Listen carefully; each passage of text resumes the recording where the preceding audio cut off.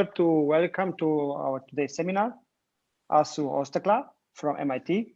So Asu received her bachelor from MITU in Ankara. So she was born in Turkey, and she received later her master degree and PhD degree from MIT, and academic career at MIT. She's now a professor of electrical engineering and computer science. MIT is working on optimization, on game theory, on topics related to engineering applications, in particular in communication networks, social networks, economic networks. And so today she will talk on something between optimization and game theory, min-max problems, which are now nowadays very fancy and relevant in machine learning, but not only. So I'm very glad that Asu accepted our invitation. So Asu, please give your talk. You have 45 minutes. Thank you, Radu. Thanks very much for the invitation. It's a pleasure to be among optimizers. And today I'm going to, as Radu mentioned, talk about a problem, min-max optimization and learning algorithms, a topic which is very dear to me, as one that I worked as a PhD student long time ago. Again, Radu mentioned this became now very, attracting a lot of attention because of robustness, adversarial robustness issues in machine learning, as well as generative models. What I'll try to sort of argue is that the min-max formulations form a canonical backbone in addressing these problems that are emerging in machine learning. And I'll talk about some of our old work, recent work on providing or studying and analyzing algorithms and providing some systematic insights and performance guarantees for these algorithms. And this is joint work with mainly Farzan Farnia and Sharat Patatil, who are a postdoc and a student at MIT, Aryan Mokhtari, who was a postdoc but now is a faculty member at UT Austin. And one part of the talk is also joint with Noah Golovich and Kostis Daskalakis. Kostis is my colleague from ECS at MIT. So let me quickly start with the motivation. We're basically interested in min-max problems. So we have this function f over two variables, x and y. We're minimizing over x, maximizing over y. And of course, these arise in many applications. The first one is the worst case design or robust optimization, where we view y as a parameter and minimize over our decision variable x, a cost function, assuming the worst possible value of y. So there's a very conservative view, but the worst case view of optimization. The reason I was interested way, 20 years ago in this problem was duality theory for constrained optimization. We have a primal problem, minimize f of x subject to a bunch of inequality constraints. Of course, I don't need to define any of this for this crowd, but basically we can think about the dual problem, which is defined through first considering the Lagrangian function, f of x plus some dual vector mu prime g of x. And then we're minimizing that over x to come up with the dual function, and then maximize over the dual variables mu, the dual function. The point is, this is also a min-max problem.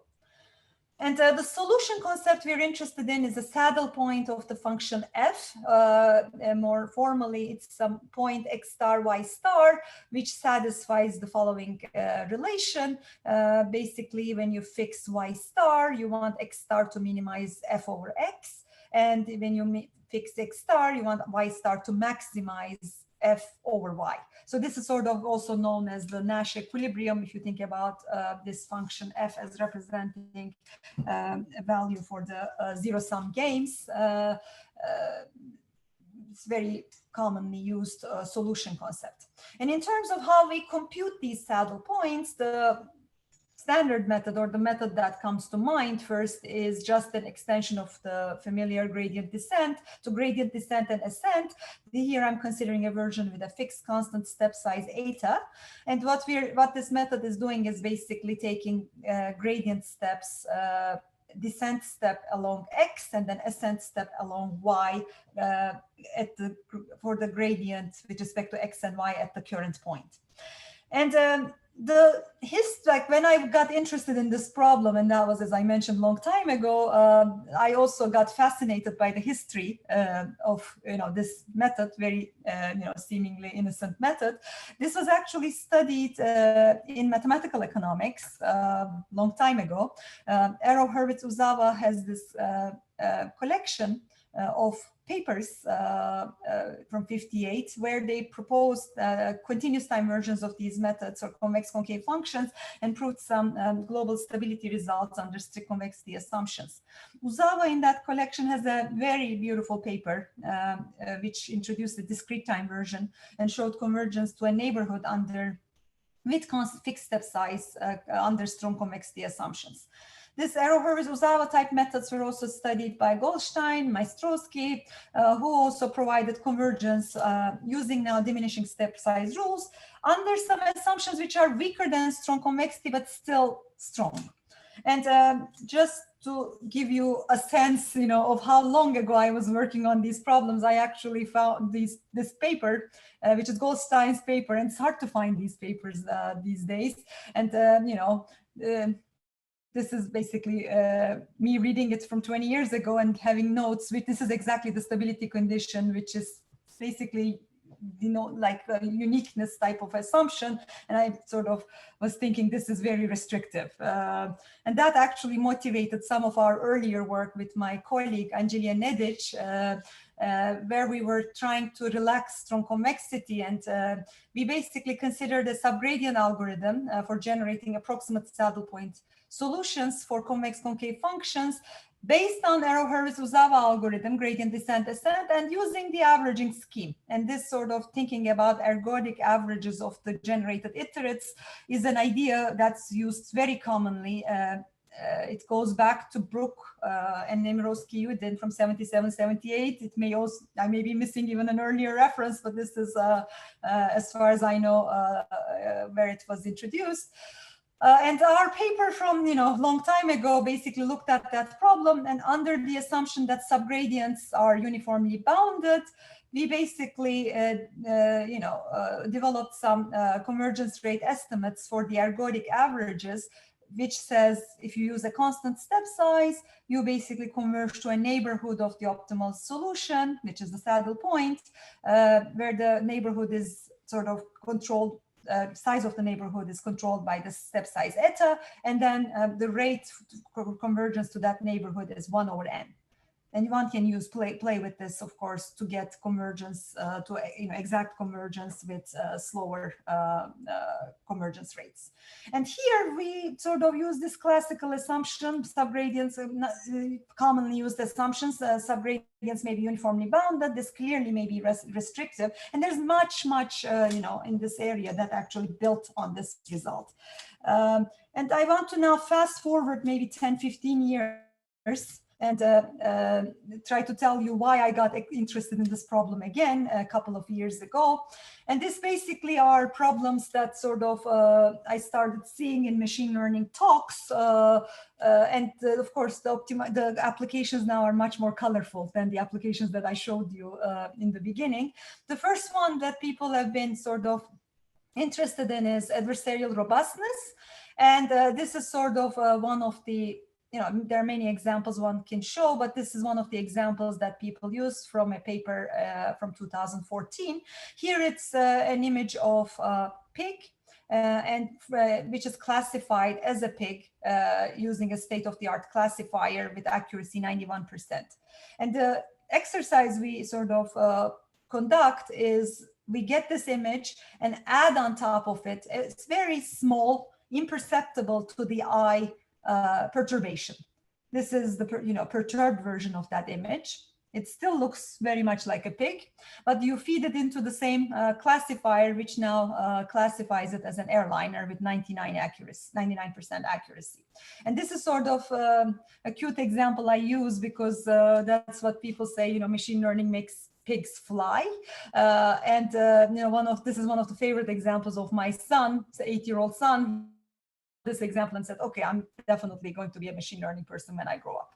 Anyway, at least it motivates some interesting thoughts, but sort of the idea here is, what we can think about standard training, supervised learning, whereby we're interested to think about, for instance, the classical setting of a classification problem, where we're interested in selecting the model parameters to minimize some expected loss. Here we have a distribution P over the pairs W and theta. W here are the input examples, just like this image. Theta are the corresponding labels. The robustified version of this training method is basically thinking about inputs, W's, possibly perturbed by some adversarial modifications.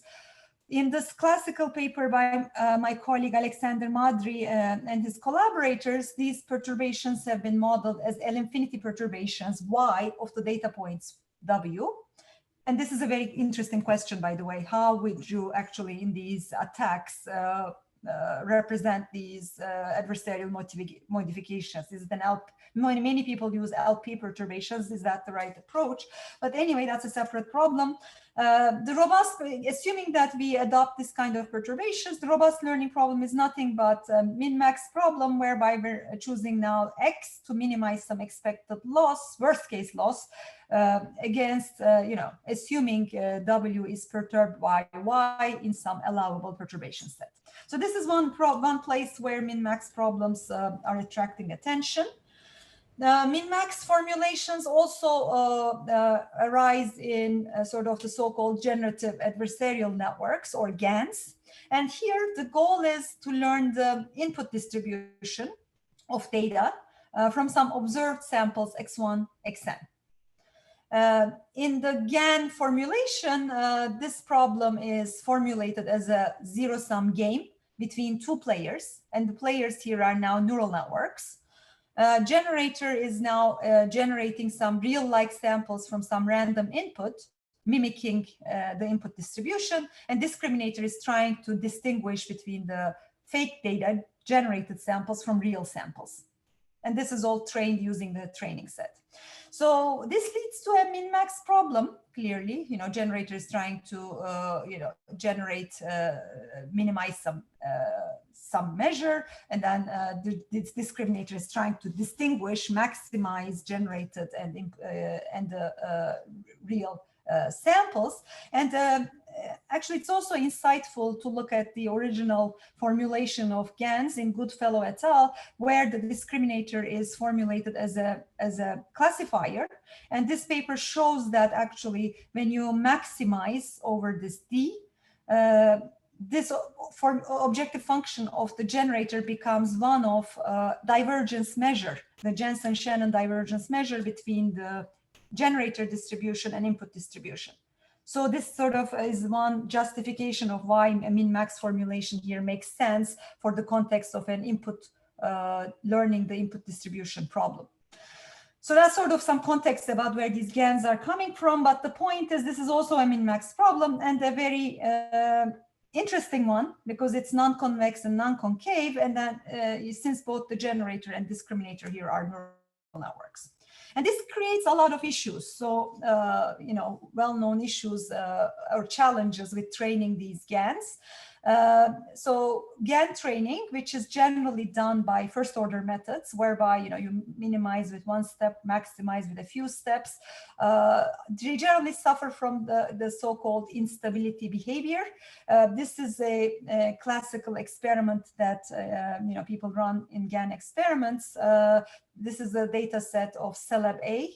Has 200,000 pictures of celebrities, and the GAN problem is to try to generate images that look celebrity-like, and think about this as celebrity-like images. So you start training your GAN, it sort of starts producing reasonable results, but all of a sudden it degrades, and the outcomes completely break down.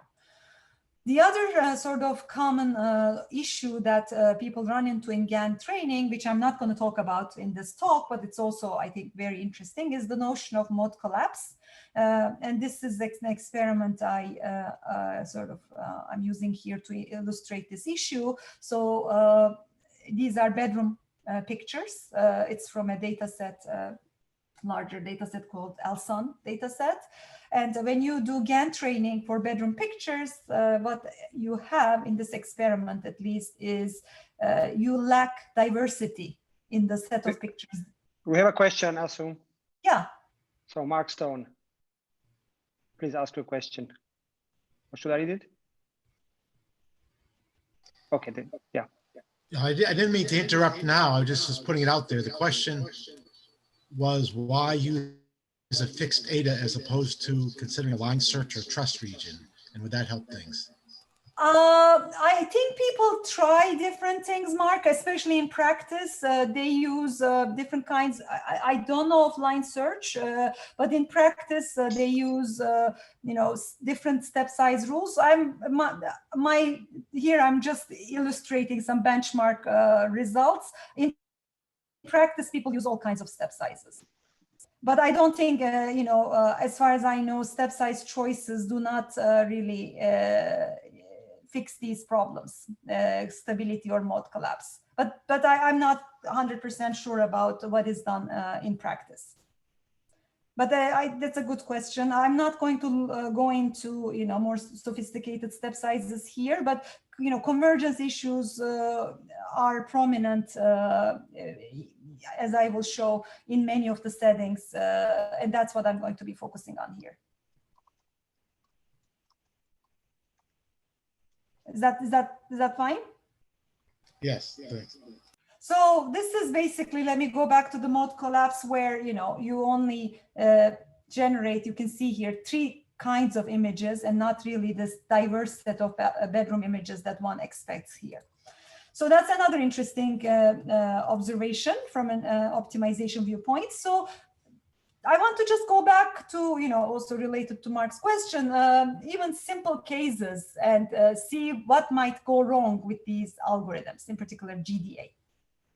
Even for the simple bilinear case, x prime y, GDA actually diverges. So this is a very simple problem. The saddle point here is 0, 0. One can actually write down the GDA steps, explicitly, easily. You look at the gradient with respect to x of this problem, which is yk, with respect to y is xk. And then you can just, again, I'm using a constant step size. You can combine the iterates and show that basically this is what you get. And because eta square is positive, this is greater than 1, what you end up is basically something that diverges and not converge to 0, 0. So this is a very simple example that shows GDA, may not, even for simple problems, may not have, reasonable convergence properties for bilinear problems. So there's a recent popular variant that I learned a couple years ago, actually, in a talk at in a machine learning talk at MIT, optimistic gradient descent ascent, and or so-called GDA with negative momentum. And this was apparently studied in the context of online learning, online convex optimization by Sasha Raklin and co-authors. It was actually introduced by Popov in 80s.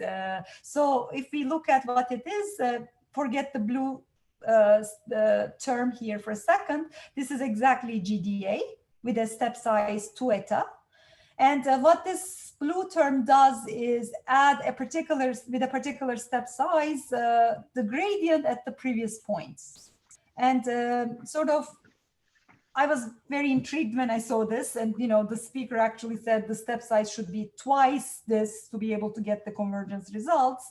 That's not really the case, but I mean that's what I heard in that talk. And basically, I think the one quick intuition one can get why this might be a reasonable method is, what the algorithm does is instead of it moves along xk yk, but it takes a step, goes back in the along negative gradient of the previous point, and therefore sort of gets rid of these limit cycles, makes you sort of converge to the saddle point. And convergence to a neighborhood for the bilinear case for this algorithm was shown by Daskalakis et al. In 2018. And we studied, basically, we were very interested in this problem. This is our paper, but also others simultaneously trying to understand exact convergence for the bilinear case and strongly convex, strongly concave case for this algorithm. And we provided some convergence rate results, which, there are results here, which to my knowledge is optimal with respect to, especially in the strongly convex concave case, with respect to the condition number of the problem. So let me quickly try to show you what OGDA does on the simple bilinear problem that I started with. Here you do 2 times the gradient and minus gradient at the previous point, and you can show that this actually converges to this point, saddle point solution. So GDA diverges, whereas OGDA converges. So one thing we basically try to think about in understanding what this algorithm is doing is related to the proximal point method. And proximal point updates is basically this, I think for this crowd, this is very familiar, but basically you take a step at the not current point, but the next point, gradient at the next point. And for this problem, you can write this down explicitly because it's a simple bilinear problem, but in general, it involves operator immersion and not easy to implement.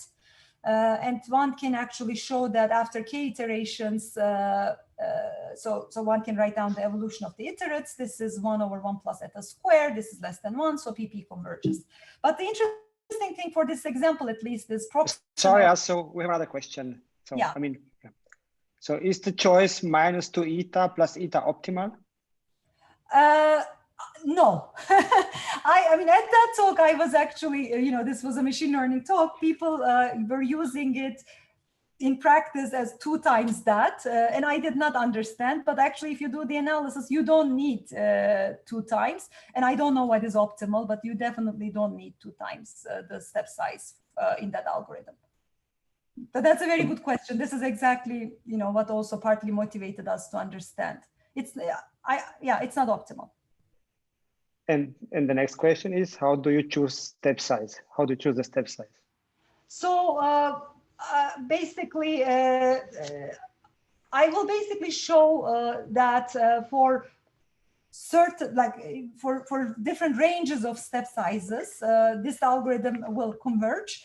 We haven't looked at how to choose it optimally or what's the best choices of step sizes. That would be a good question to look at. But for now, what I'm going to show you is basically where is this algorithm coming from? How do we analyze it? And the sort of overall methodology will be to actually analyze it as an approximation of the proximal point method. Just one comment to the minus 2 eta plus eta is related to a time discretization of a continuous time approach attached to the same problem. Exactly that. Okay. Exactly, Radu. That's where I'm coming from. So very nice point. Please go ahead. Yeah, that's a very good point. That where this is coming from. Yes. Okay, so that's sort of going to be pretty much what I'm going to talk about in the first part of the talk. View OGDA as an approximation of the proximal point for finding a saddle point. And this viewpoint will be actually very, I think, useful to show that the iterates for this algorithm remain bounded and it converges at the rate of 1 over n. And we will revisit the extra gradient method using the same approach because people are also using extra gradient method now for these problems that I mentioned. And we will basically show that this could also be analyzed using this approach. We will then focus on, so far I will be talking about, ergodic averages, convergence of ergodic averages. Another problem of interest in this sort of kinds of problems is the last iterate convergence of the algorithms. I will present a result which shows that the last iterate convergence of EG, at least in the convex concave setting, is inferior to the ergodic iterate. And then I will wrap up with some, very recent work we have, which looks at, instead of the optimization performance of these algorithms, can we say something about its generalization properties? Meaning, not just how we perform on the training set, but on the test set. And for that, I will use what I find a very insightful framework, the algorithmic stability framework, which is introduced by Busquet and Elisif in 2002. So I'll talk about sort of what that idea is toward the end of the talk. So that's sort of the outline. And here sort of is just, I've talked about all of this, but putting it a little bit in more detail with the assumptions we have. We're going to assume in the first part of the talk, convex concave in X and Y, continuously differentiable, and we have some, we also assume the gradients are Lipschitz, with L being the Lipschitz constant, X star, Y star is our saddle point, and F star is our optimal value. So I talked about proximal point method. This is where it's coming from. So you basically min-max over f of xy plus some regularization around the current point that immediately, because of first order optimality condition, leads to the updates that I showed you. This is a well-known result, but I'm just putting it as a comparison with other methods that I'm going to discuss here. So here, this is you have basically a bound on the primal dual gap of the problem, where the bound relates to this constant d, which is sort of a distance measure between the initial point and x star, and eta is the step size, and 1 over n is the rate with which this converges.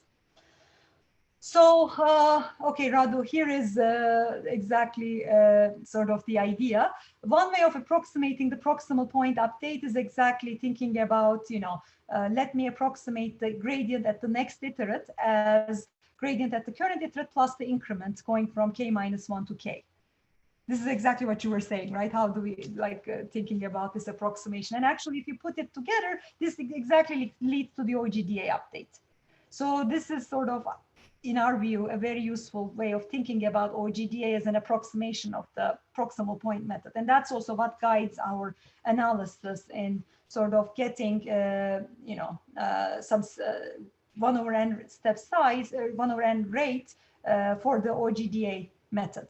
Basically, for the convex concave case, when the step size satisfies this relation between 0 to 1 over 2L, we again have the same primal dual gap, and provide a similar guarantee to the proximal point for the OGDA case. Boeing does it basically enjoys similar convergence guarantees, just like the proximal point. And this is an ergodic result. So this is an ergodic result. Okay. This is an ergodic result, exactly. And I'm going to show you how ergodicity plays a role here, and then we'll try to extend it beyond ergodicity. That's my goal, Radu. Good. That's what people care about in this literature. Although I'm not going to talk about OGDA, that's not my big, but I'll tell you what the results are in this space. Very good. Okay, so let me quickly, I mean, maybe this is not needed, but I think I like showing where the analysis is coming from. It's quite simple, actually.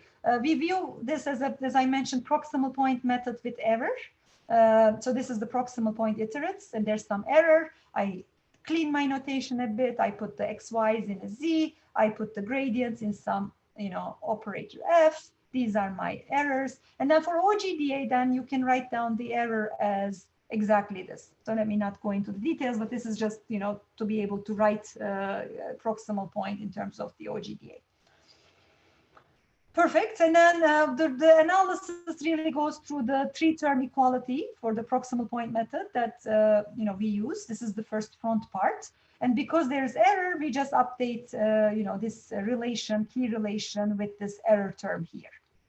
This is for a generic proximal point method with error result. Now what I'm going to do is now replace or substitute instead of epsilon k the OGDA rate.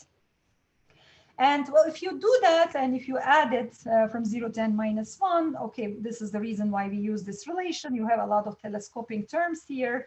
You get basically z0 minus dn, and you have some other terms that's coming from the error from OGDA.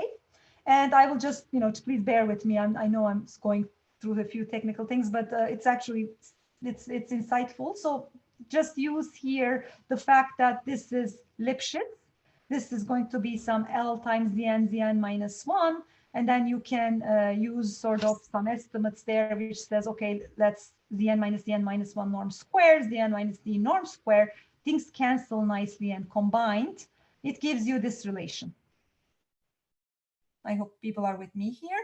So then I use the convexity concavity, which tells me this is monotone, this is greater than or equal to 0. So if I basically, for eta less than 1/2L, this immediately gives me, just pull the Zn minus Z here, the iterates are bounded.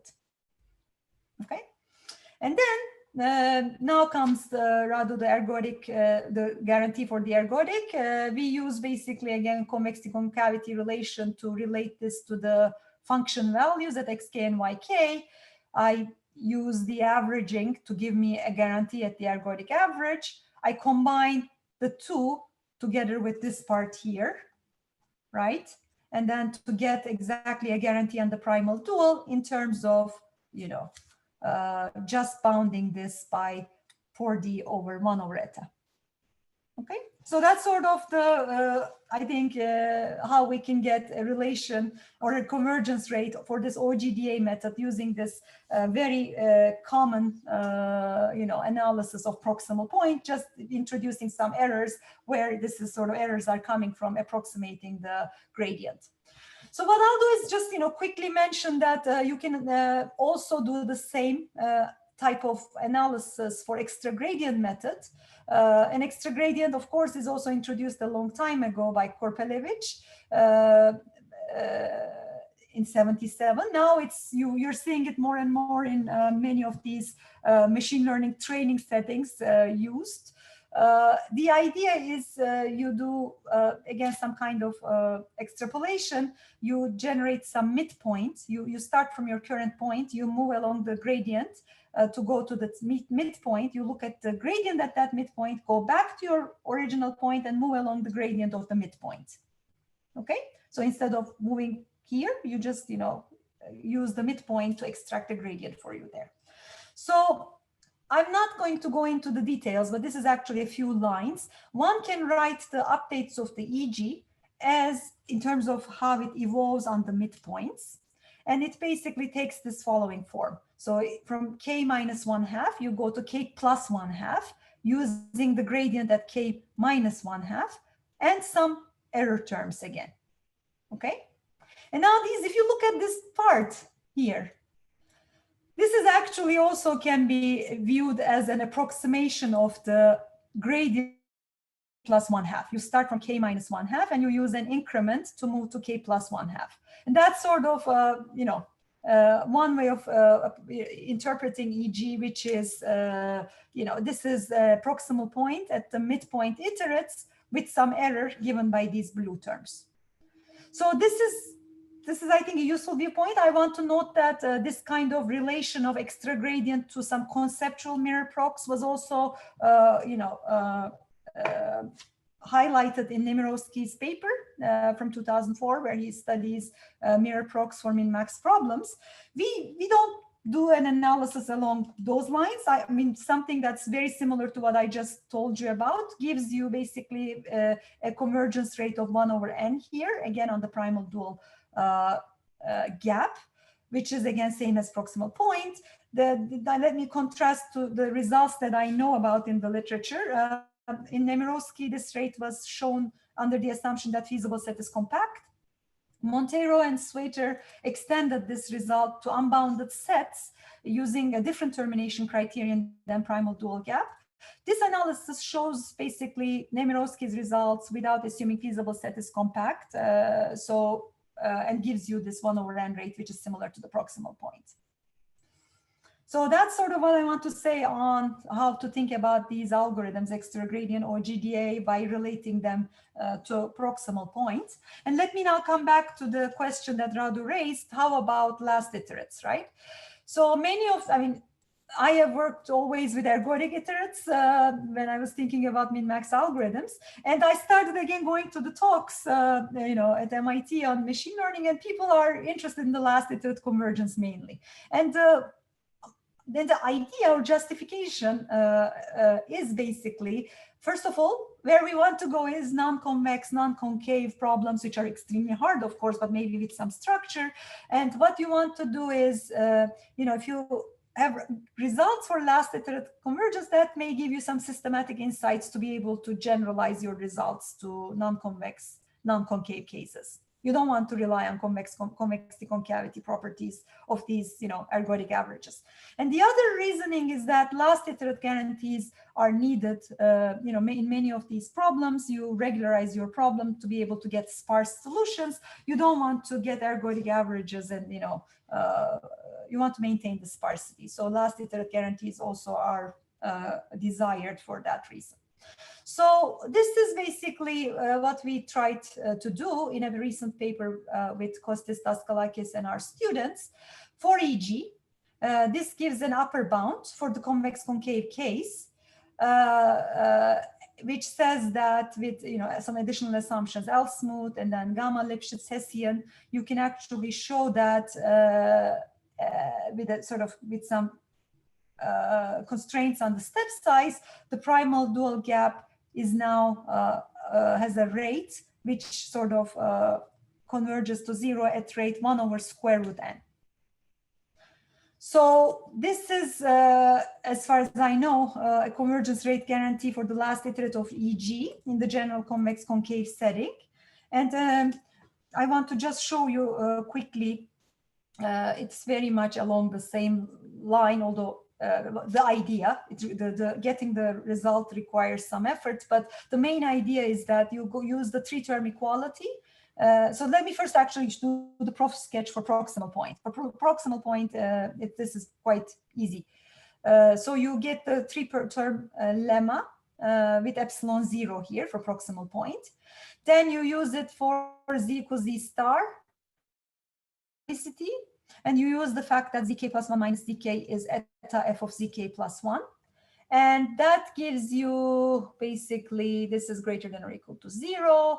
You get fz eta square f of zk 1 over eta goes away. Sorry, eta f of zk plus 1 square here. You move it to the side on that side, and then you add it up, you telescope, and then that gives you this result when you sum it up, d square over 2 eta. Also, short question. Sure. So can one incorporate constraints in the problem? For this is for where? Proximal point? Yeah, in the min max. I mean, yeah. I have not looked into that, so I don't want. Yeah, I don't know. I have to think about it. Yeah. Okay. So okay. Yeah. Yeah, I think we can talk about it. Okay. Yeah. It's possible. Yeah. Go ahead. Sorry. So there exists some, this shows that, the sum, if you sum, this is less than d square over 2 eta. That means that there exists some k star such that f of zk star square is less than or equal to d square, 2's go away, eta square n, right? So this is for some k star. What you can show for proximal point is that this norm is decreasing. This gradient norm is decreasing, then that implies from this result that indeed f of zn square is d square over n. That gives you the 1 over square root n guarantee. Okay, so that's for proximal point. Extension to EG, basically, so for EG, it's not true that this norm decreases, but what you show is that it does not increase too much after k star, and you still can establish a convergence guarantee of 1 over square root n. Okay. So that's sort of the idea for extra gradient. I want to note that Kostis and his student also studied this problem for OGDA, showing that 1 over square root n guarantee also holds for OGDA. So that's also, I think, a very interesting paper that's just a couple months old, if people are interested in that result. So what we did actually to sort of try to understand a bit better is also think about the lower bound. I mean, this upper bound basically says there's a quadratic separation between the last iterate and average iterates of EG between 1 over square root n to 1 over n. So we basically showed that our bound is tight using a different approach than what we use normally. So not the first order oracle model, but something that was introduced in this paper by Arjavani and Shamir in 2015, called the stationary canonical linear iterative algorithm framework. There's also another paper which uses this framework. We actually built on this very nice paper quite a bit. So the key idea here is, instead of thinking about, for the lower bounds, this is our very general approach, modeling how the algorithm acquires information about the function through queries to a black box, first order black box. This basically uses a so-called structure-based approach. You assume some certain dynamics for generating the iterates. This includes a large family of, first order algorithms. And when you apply this dynamics to quadratic problems, this amounts to essentially recursive implementation of a fixed linear map on the recently generated iterates. So it's a different way of, thinking about lower bounds. But for this case, basically, this shows that what we showed was, for a bilinear problem, it's indeed true that there exists a bilinear problem for which this primal dual gap is lower bounded by 1 over square root n. Okay, and the proof follows by exactly the framework I was showing you before. You only look at this class of certain dynamics, and within that class, basically you show that the iterates are polynomials of fixed degree, and you use properties of Chebyshev polynomials to be able to provide these lower bounds. So this is sort of, I think it was interesting. This is worst case. I think there are many questions that one can think about in terms of trying to understand the separation between last iterate and average iterates here. I view this as a first attempt, but it was very interesting for me to actually, because I love ergodic iterates, and I wasn't sure understanding why people were sort of so fixated in getting last iterate results. And this shows that, at least the worst case, last iterate performs worse than ergodic iterates in the convex concave case only. So there's actually much more to think about, I think, going into different classes of problems and thinking about this separation more deeply. Okay, so let me see how much time I have. Oh, I have little time, but I want to also talk about this final piece, which is, okay, it's great that we're looking at optimization properties of these algorithms, but the motivation really is like, these are learning problems that we're using these Minmax algorithms for. Much of the, there's some, I think, nice papers in addition to those I talked about, recent papers that looks at convergence and robustness properties of these algorithms, but these are really looking at the training stage. How do these algorithms do in the training stage? What one wants to establish is also, that these algorithms or these models that your algorithms find generalize well from empirical samples to unseen test samples. So in this part, what I will try to do is develop some generalization bounds for these Minmax learning algorithms. And let's recall that generalization bound is of a model X is basically the expected difference between the error the model incurs on a training set. And note that I'm going to be assuming that all of these models are trained using n data samples here. So this is the empirical, risk. And the error that the model incurs on a unseen sample drawn from the same distribution that generated the data set. And similarly, one can generalize this definition to the generalization error of an algorithm as the expected generalization error of the model that A has learned over some random data set S.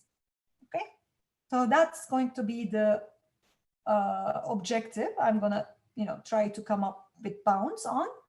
And so we were actually very motivated, as I mentioned in the beginning, by an algorithmic stability framework defined in the learning literature by Bousquet and Elisif. But I mean, our really, the paper that we sort of motivated our analysis is this very nice paper by Moritz Hart, Ben Recht, and Yoram Singer, where they adapted this framework to study the generalization properties of iterative algorithms. And this sort of these two, the definition and the theorem really, summarizes the idea. We call an optimization, possibly randomized algorithm, epsilon uniformly stable if when you take any two data sets that differ only in one sample, the models learned by this algorithm produce almost similar predictions. Okay, so this sort of captures, if the data sets are similar, your predictions will be, your models will be similar. And this is a nice theorem. It's actually very well known. What we did is only generalize it to the min-max setting. It's not even hard rectangular, even here in many other learning papers this is used, which says that if you can show an algorithm is epsilon uniformly stable, that immediately implies a generalization error bound of epsilon. Okay, so I mean, this is if we had a board and time, I would write it down immediately, but it's actually very, very nice and relies on the decomposition of empirical risk over individual data points. So if you actually ensure stability with respect to a single individual data point, that also generalizes to a generalization error over the whole training set. Okay, so before I move on to explain or present our results, I also wanted to put this in the context of, stochastic optimization, because this looks very much like stochastic optimization, right? And this sort of comes from two different approaches. In general, in learning theory, for generalization results, the approach is generally, based on uniform convergence of some empirical quantities to their mean. And this is sort of, basically thinking about stronger guarantees, not an expectation. And through some, complexities, through some measures that capture the complexity of the function class you're trying to learn over. I view this Busquet-Elisef approach as a much more optimization type approach. It's a sensitivity-based approach aimed at understanding how, when you vary the input, how much the output changes. And clearly, it's very related to stochastic optimization results, in particular, robust stochastic approximation or stochastic gradient rate convergence estimates, which actually measure something even stronger difference from the optimal population risk, right? What we are actually measuring is optimal at the empirical risk, and then compare it to the optimum of the population risk. The key difference, and this, one paper which actually has several results on this, but also there are many other extensions, is Nemirovsky, Juditsky, and Shapiro from 2009. The key difference, it seems, from these results is that in stochastic optimization, we need fresh samples at every iteration. Right, so any training example can be used no more than once in a stochastic gradient iteration. Whereas, in practice, what people do is run these methods, multiple epochs of these methods over the training set. So this algorithmic stability framework basically gets around that problem by combining stability and optimization errors to be able to get such results.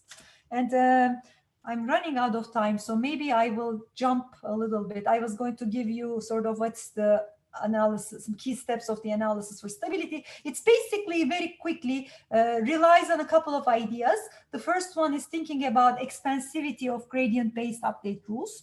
And by expansivity, I mean you take an update rule G, this could be gradient descent or any other update rule, which maps the current iterate to the next iterate, and you call it gamma expansive if it expands, the iterates at most by gamma. And then you use smoothness properties to say that gradient updates cannot be overly expansive. Strongly convex concave objectives, you get contractive for sufficiently small step size. For convex concave objectives, gradient updates can be expansive, while proximal updates will be non-expansive. Okay, so that's sort of the first step. The other one is what we refer to as a growth lemma, which again says how two sequences of updates can diverge. And here you take two different updates, not the same update, because you're looking at two different data sets, right? If you pick the same example, your update rule will be the same, except you start from different points possibly. But if you pick two different examples, then you're applying two different gradients, so two different update rules. So you have to account for both of these cases. So that's what the growth lemma says, combines the expansivity with the fact that you may have two different update update rules at some iteration in your algorithm. And finally, to be able to show sort of the divergence or of the updates, I think the most insightful case is to think about stochastic gradient descent ascent. Two cases. You select an example which is identical in the two data sets, which happens with probability 1 minus 1 over n. Then iterates diverge with the expensivity of the same update rule. Or you pick the non-identical example, which is with probability 1 over n, and then you use this growth lemma and the smoothness of the function to show how things may diverge. Okay, so I will use this analysis to compare two algorithms here. GDA, which we've been studying so far, as well as GD Max. And what is GD Max? Well, GD Max is actually maximizing the inner optimization exactly or approximately. So not one step, multiple steps of maximization. And why I'm interested in this, because, if you look at GAN papers, people use simultaneous GDA methods. And the reason for that is the computation of this argmax or multiple steps of maximization is very costly. If you look at adversarial training literature, people actually use GD Max. And there are a lot of arguments why GD Max is the more algorithm of choice there, because you want to design the perturbations. You want to find the optimal perturbation at each iteration. You want to make it yourself robust against this optimal perturbation. There's some loose arguments, nothing that I would say very justified. So what we wanted to do is not so much think about how they do in optimization, but how they do in generalization. And the paper has a bunch of results, but I'll show quickly the strongly convex, strongly concave result and non-convex, strongly concave settings.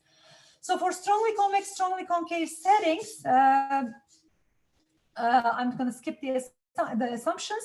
The GDA and GD Max generalization properties look like this, okay? And if you assume sufficiently small alpha, actually, they are similar, off by a constant, L over Lx, okay?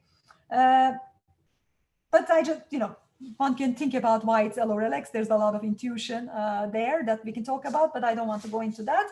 And GD Max here is result basically follows from previous results, Ben-Recht, Hart-Recht result, by thinking about the max function and its properties. So this is interesting. GD Max seems to be doing comparable for the strongly convex concave case.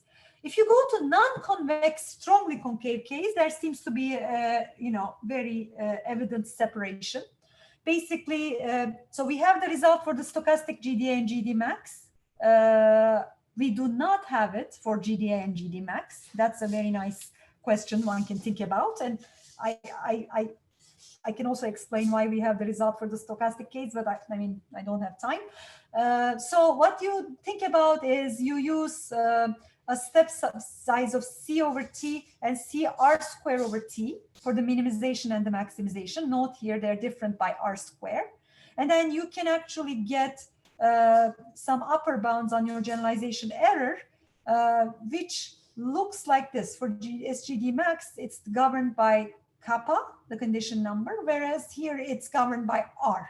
So if you choose a step size alpha, in the maximization problem, are less than kappa minus 1, it seems like this is GDA seems to be leading to better generalization, at least as far as this upper bounds suggest.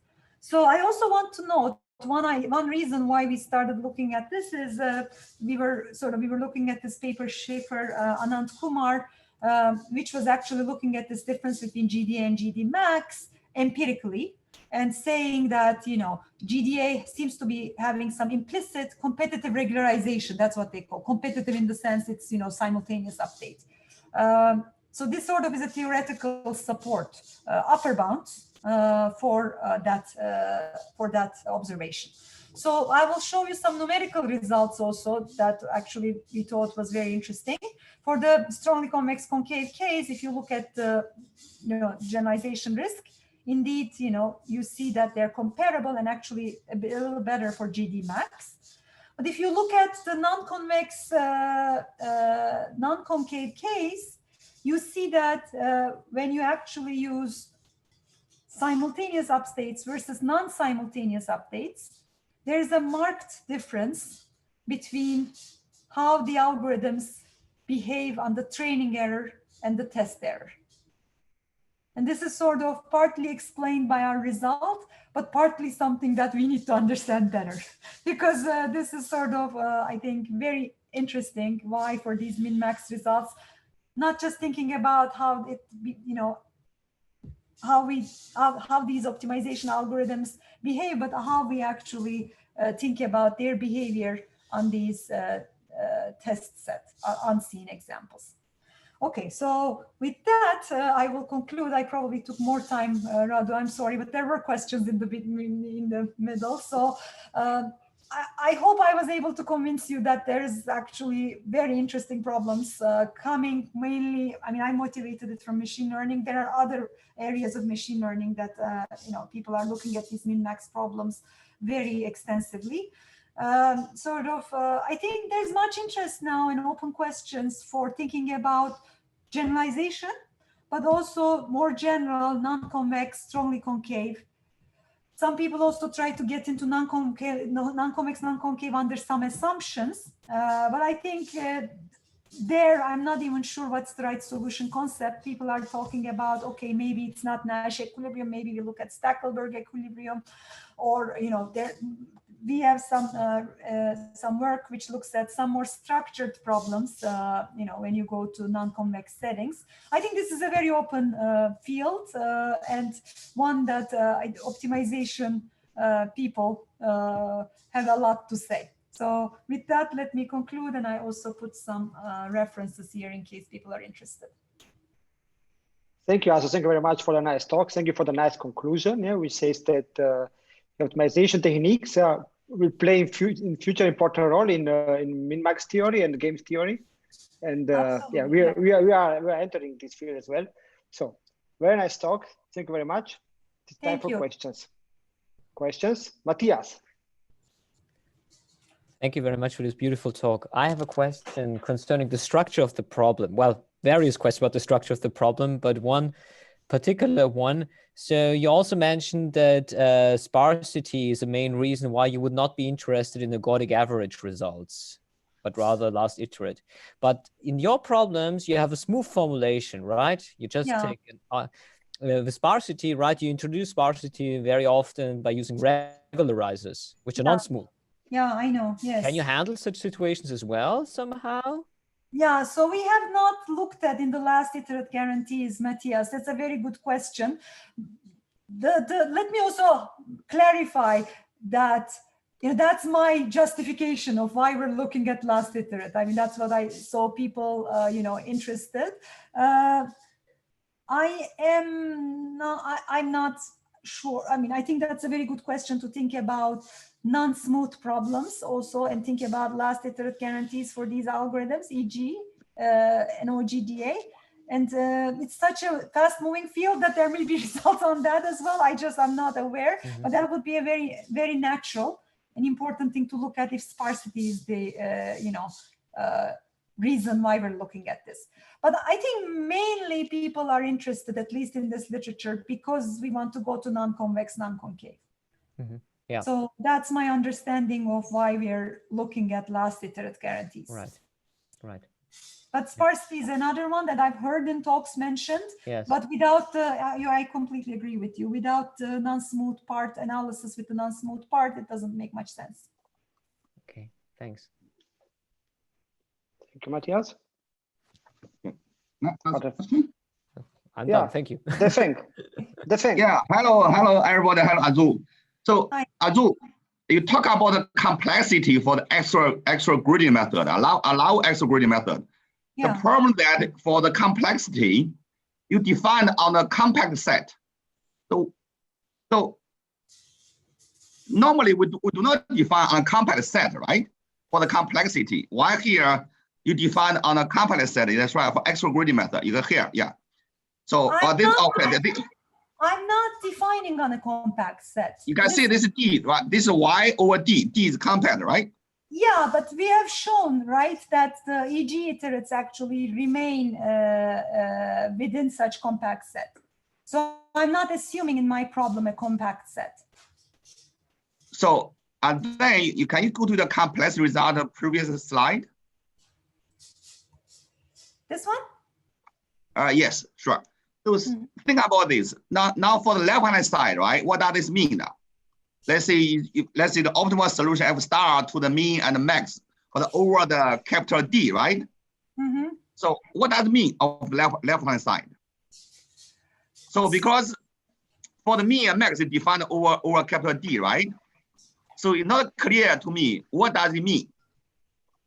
But I'm not assuming a compact set for my original problem. That's okay. Yes, I understand this part. Yeah.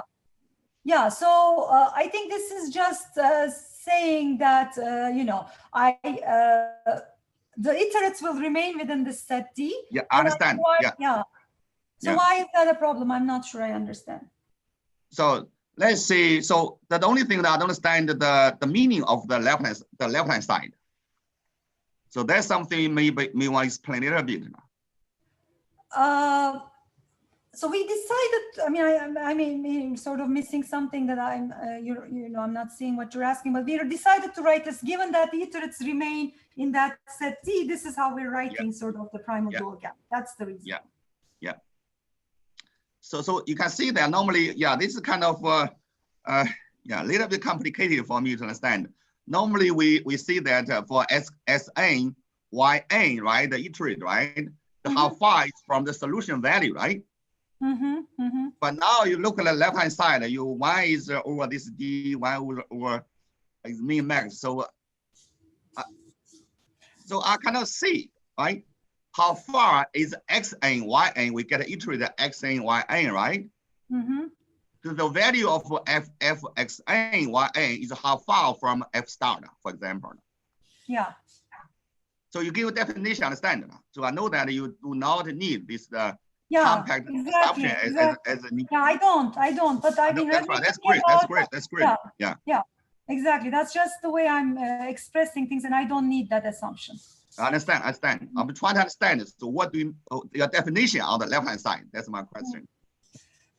Yeah, I mean, I think that's the way I can go back and look at how we wrote it in the paper, but this is just, as far as I remember, we wrote it this way, assuming that all the iterates remain within the set D. So understand.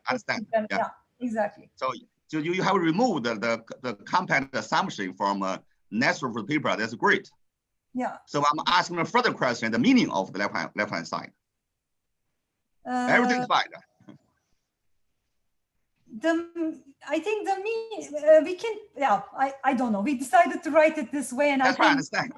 We can also think about writing it maybe more generally than this, but I feel like this captures the error that we're trying to capture, because that's sort of the set that we're interested in. That's okay. That's fine. Thanks very much. Thank you, Defeng. Yeah, thank you. Okay, thank you. So I have a question also. So I like this last iterate result. So it is great. But what I don't like is this assumption on the hashing. Yes. I know. Yeah. Is there any chance to weaken it? No, but yeah. Not in the proof, Radu. I know, I'm not in the proof. Okay. I don't know, maybe there is. I know I was going to get this, but okay. It is, you will see when you go through the proof. It's basically when you're trying to understand the EG iterates, that's something we use to be able to. Yes, I know this. You know why? You know where? But course. I don't know whether we're able to. I know the proof. I know the proof. But yeah. Okay. Mark. Exactly. That's a very good question, and would be nice to. It would be definitely nice to. Relax. Yes. Mark, do you have the same question? I have a follow-up. First of all, great talk. Thank you, Asu. I always enjoy listening to you. Thank you. Everything is neat and clear. I'm rejoining the question of Radu. Actually, I asked him in the middle of the talk.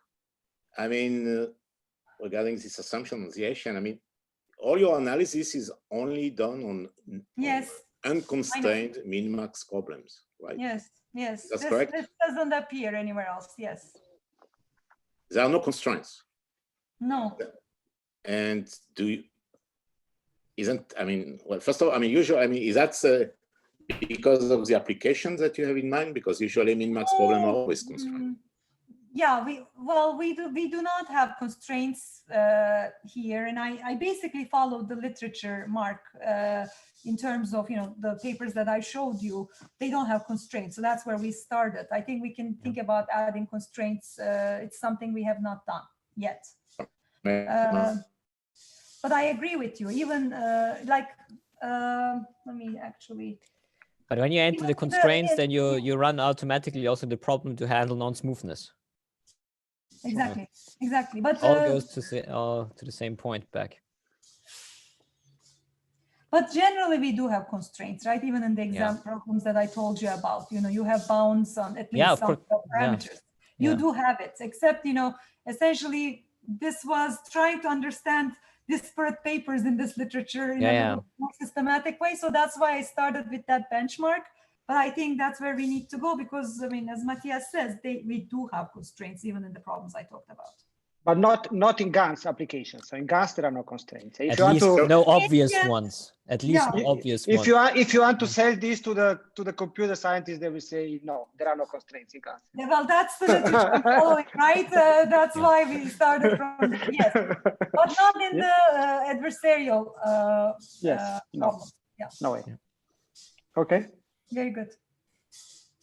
Okay. More questions? Oh, Ming. Hi, Ming-Yi. Ming Hong. Very nice talk. Thank you, Ming. How are you? Good, how are you? Quick question. So for strongly convex case, do you sort of notice there's slowdown for the last iterate? Or it's just happened in convex concave, sorry. I don't know the answer to that, Mingy. I don't. We haven't looked at strongly convex concave case, but that's a very good question also. I see. Okay, thank you. Thank you, Mingy. How are you? Good. Good, so, good. How are you, Radu? I'm good, thank you. So let us stop here, Asu. Thank you, Radu. No, we have more questions, Jacqueline. Jacqueline Morgan. Okay. Oh no, it's only two. I have too much, but I appraise the presentation because it's also important. I would like to understand better the connection with algorithms for saddle point, not only min-max, because you have a stronger condition when you have a saddle point. And did you investigate the connection with algorithm about saddle points? There are some games.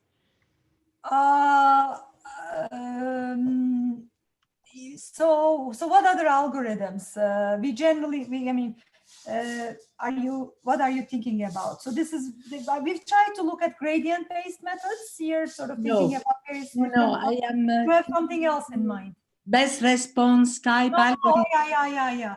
Okay. I have other work that looks at that, but